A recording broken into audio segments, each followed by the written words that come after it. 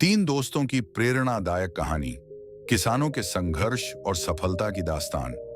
एक गांव में तीन बचपन के दोस्त रहते थे, राहुल, धर्मसिंह और संजू।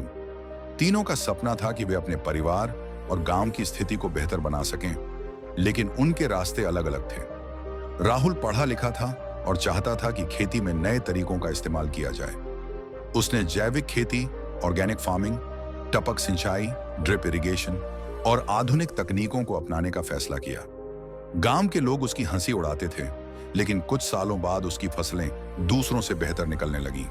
अब वही लोग राहुल के पास सलाह लेने आते हैं और वह पूरे गांव के किसानों को नई तकनीक से खेती करना सिखा रहा है। धर्म सिंह, संघर्ष की मिसाल। धर्म सिंह के पिता एक गरीब किसान थे जिन पर कर्ज बहुत था। धर्म सिंह ने देखा कि असली समस्या खेती नहीं, बल्कि फसल बेचने का सही तरीका न होना था।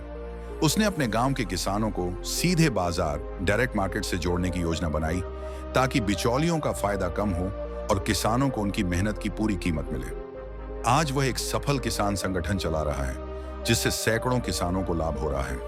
संजू, किसानों का सच्चा योद्धा। संजू का सपना था कि कोई भी किसान गरीबी और मजबूरी के कारण आत्महत्या न करे।